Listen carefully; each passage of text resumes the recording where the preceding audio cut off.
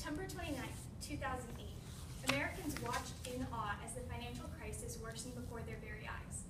The Dow Jones Industrial Index had dropped 777.68 points in a single day, one of the largest drops in modern history. It was at this moment that many Americans saw the unique connection between the economy and the stock market.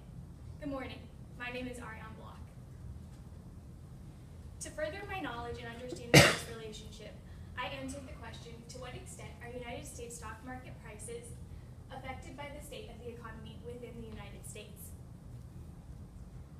According to Business Dictionary, an economy is an entire network of producers, distributors, and consumers of goods and services in a local, regional, or national community. Everyone in this room right now is a consumer. Where'd you get your shoes, your clothes, everything you're wearing, and everything you own right now?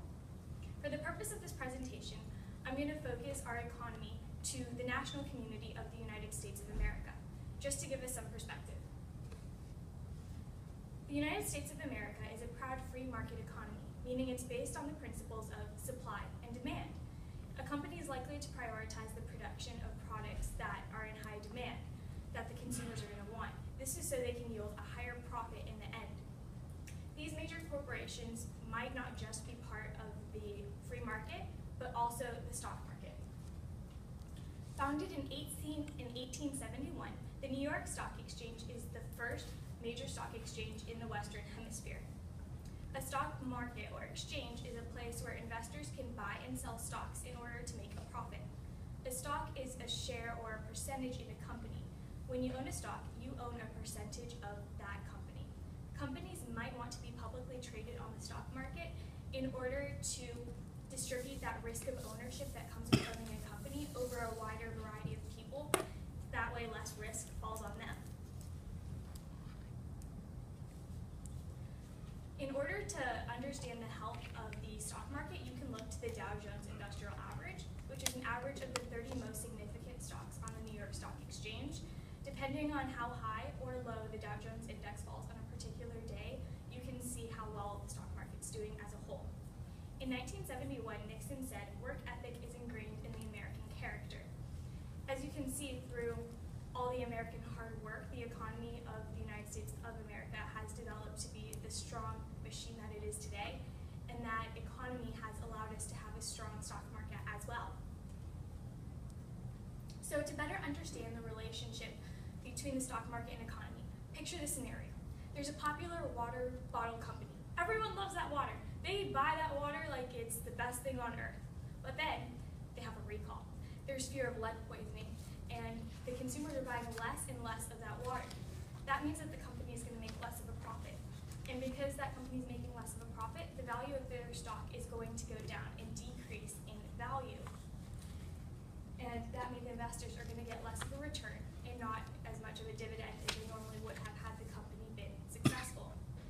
Through this, you can see the effect that consumers can have on investors. However, the investor didn't have that much of an impact on the consumers. If the purpose of learning about this relationship is for us to better the stock market and raise that in value by way of increasing the value of the economy, a potential solution could be tax cuts. During his presidency, George W. Bush enacted many various tax cuts for investors and those who were employed. This allowed more money to be circulating through the economy. However, it only helped in the short term as debt began to accumulate due to the government receiving less money. According to Kimberly Amadeo, debt was increased by $1.35 trillion over a 10-year program due to George W. Bush's tax cuts. Another potential solution could be the decrease of federal interest rates. A federal interest rate is the amount of money a bank is allowed to loan out to investors. When we lower the federal interest rate, there's more money going into circulation as more money is being allowed to be loaned out by banks. However, this can risk inflation, which is not always a great thing. However, the decrease of federal interest rates could allow the private sector of our economy to flourish, having small business owners gain more and more popularity and yield a bigger outcome. These new companies, as they develop into major corporations, could in turn become a part of the stock market.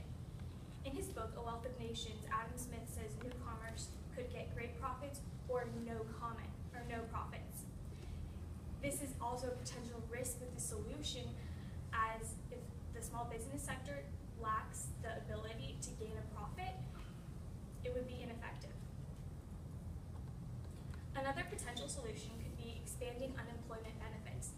Those who are unemployed are likely not consumers in the market or economy as a whole, and by expanding their program and allowing them to become consumers and a part of our economy, we're having more money circulate. This could be a great thing, and it would help people in the long run too. It would help the unemployed and those who can't afford to buy their own necessities. The Congressional Budget Office says on this idea that such an increase would slightly raise unemployment among the affected individuals, but it would also raise people's spending and thereby increase output and employment in the economy overall. So it sounds like a good thing, but there's potential risks that come along with it, in that the government would be spending a ton of money on public works programs where it's not in the budget, and it could lead to a lot of debt down the road, much like the tax cuts enacted by George W. Bush. Plus, not to mention, as we expand benefits for those who are unemployed, less people might want to work. They might see that they can get free things, and what's the point of working when you don't have to? In order for us to avoid taking advantage of the government and long-term debt, because we don't want long-term debt, or anyone to take advantage of the government, I think the best solution would be to cut federal interest rates and allow the private sector of the economy to flourish.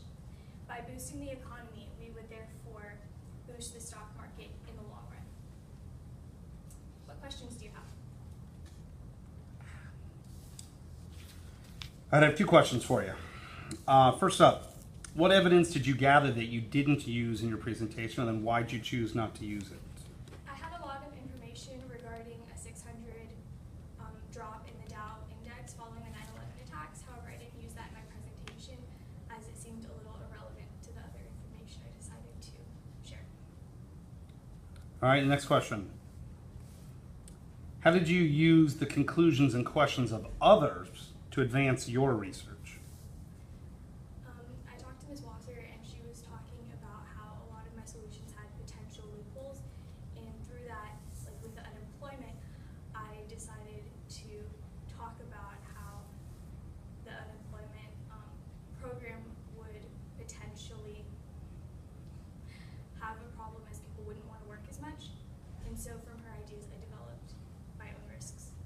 All right, cool. Thank you.